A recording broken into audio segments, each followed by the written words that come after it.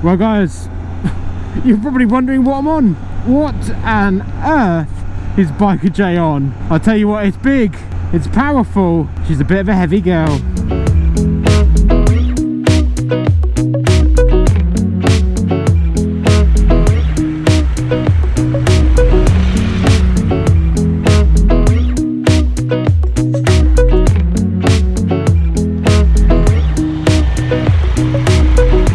Stay tuned to find out what I think of the Triumph Explorer 1200.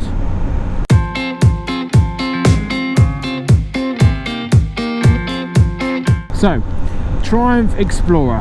Why have I got it? Who's given it to me? And what am I going to do with it?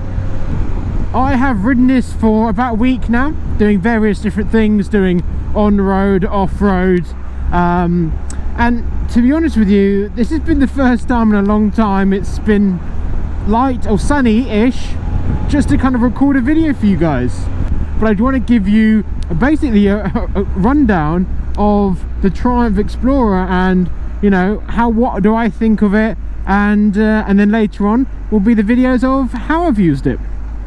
But guys, as you can kind of see, it's, well, incredibly wet, and we've just had some heavy rain showers, so there's not going to be anything too brisk or adventurous in this video.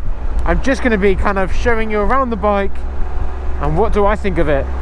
So guys, in this video I'm not really going to be testing the cornering ability, speed or anything like that in this video, just because the ground is unbelievably wet. The electronics on this bike again have been absolutely fine-tuned. You've got road, you've got road pro, you've got off-road, off-road pro, the rain, the rider customization mode, and by lord has this owner taken that mode and just made this bike absolutely mental. I have got it in rain mode currently. I wish these roads were dry for you guys, because I want to show you what this bike can blooming do, but in these conditions it just wouldn't be safe. Now, speaking of the owner, I will put his Instagram link down below and also up on the screen now. A massive thank you to JB Carbon for allowing me for the short-term loan of the bike.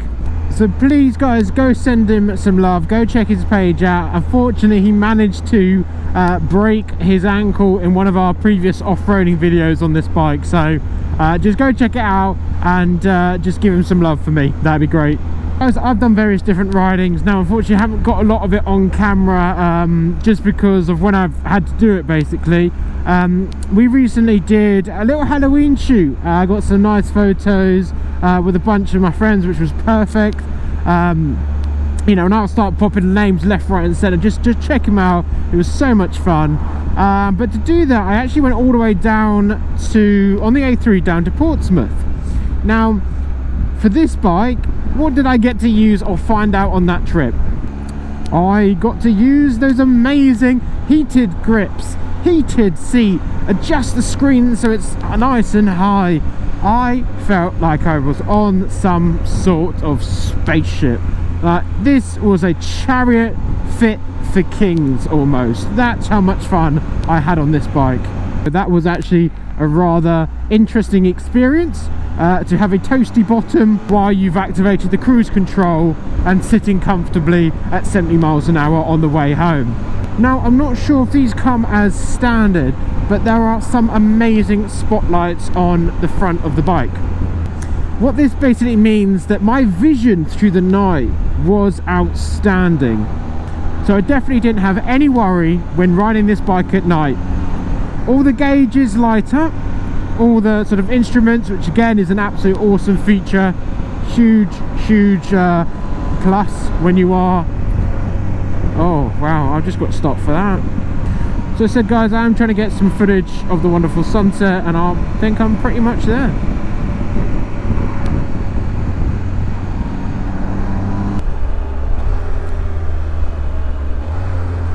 Oh, it's that blipper as well. It's glorious.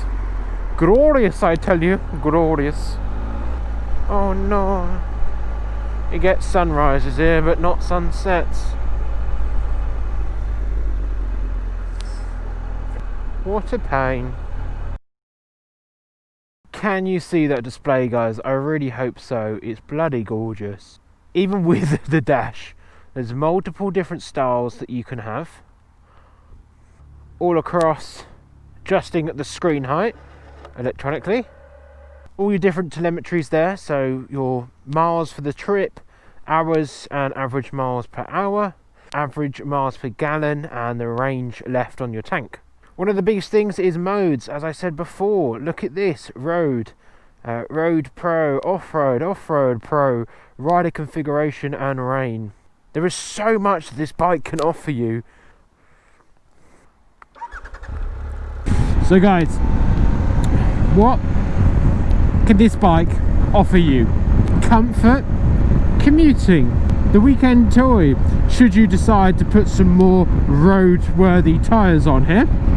Again, versus to that, if you're looking for an off-road machine, there'll also be a video coming up of me taking this bike off-road and my thoughts on it.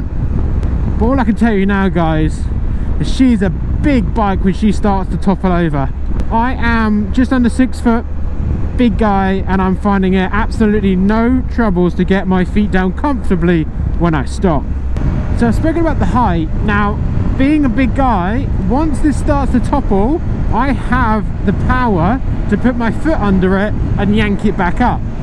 Now, some people, or normal people, won't maybe have that instinct and the availability to be able to yank this bike back up.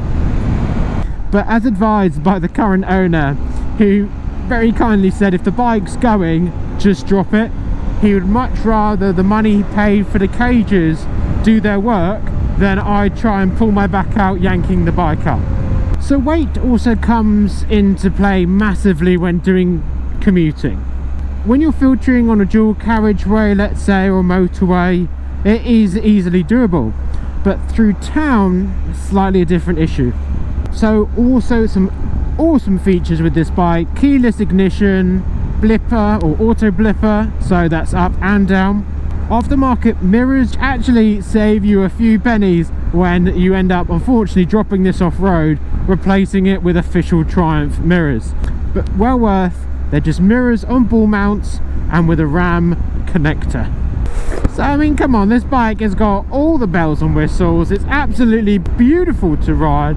It's so comfy. So if you're wanting that top-notch bike, it ticks all the boxes 100%. So guys, it ticks all of my boxes, but what doesn't it tick about yours? Comment down below on what you don't like about this bike, and comment some of the things that if you do. Do you own this bike? Do you own the 800 version? Is that easier to use because it's lighter? Do you miss the power that this can provide? Let me know down below. But guys, so yeah, just under 6 foot, and I got my foot nice solidly down on the left, and my brake, well, it's nice and firmly on the brake. But let's have a look. Getting both feet down, I can get the balls of my feet down, just not the heels. Honestly, the heels are so close. But yeah, so I can comfortably get on this bike, and I've got some proper thunder thighs. Big bike, off-road tyres, wet ground. Olaf. Fudge thought this was a good idea. So guys, this has been the Triumph Explorer 1200. I've been giving this for a couple of weeks. I'm kind of bringing you along and telling you all the great things about it, or maybe some of the not so great things about it. But at the end of the day, this is my opinion, and I hope this, guys, has helped you if you're looking to buy one of these or interested for yourself. See you in the next one. This has been Biker Joe.